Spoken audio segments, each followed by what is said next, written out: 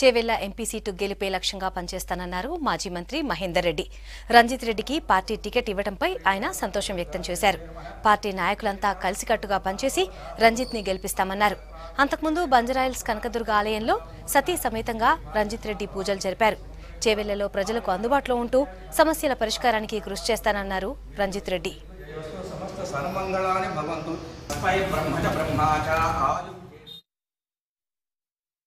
Chevella parliament నుంచి గౌరవ ముఖ్యమంత్రి గారు రంజిత్ రెడ్డి గారికి పార్లమెంట్ అభ్యర్థిగా టికెట్ ఇవ్వడం అందరూ కూడా చాలా సంతోషంగా ఉన్నది.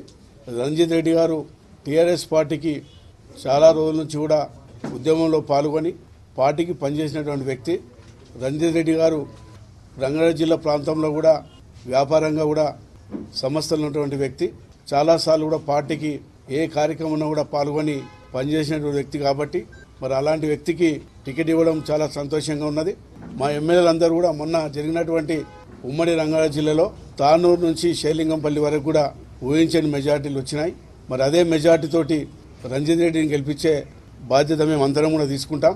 గౌరవ ముఖ్యమంత్రి గారు 5 సంవత్సరాలు తెలంగాణలో జరుగుతున్నటువంటి అభివృద్ధి కార్యక్రమాల సంక్షేమ పథకాలు ఇతర రాష్ట్రాలకు ఆదర్శంగా విధంగా చేసుకోవడం జరిగింది.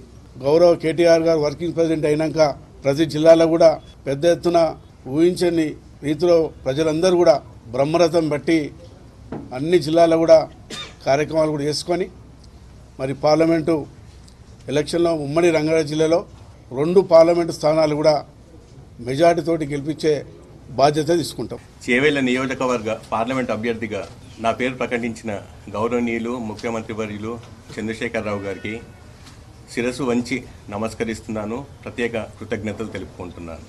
మన young dynamic working president Kalvakuntla Taraka Rama Rao గారికి కూడా ప్రత్యేక కృతజ్ఞతలు.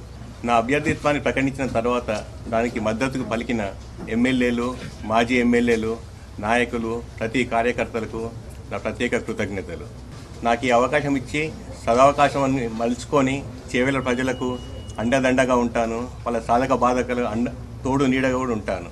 కంటికి రెప్పలా చూసుకుంటా అని మీ అందరి ముందు చెప్తూ ఇదే విషయం ప్రతి ప్రజానీకానికి తెలియవచ్చామని మీ ద్వారా చెప్తున్నాను.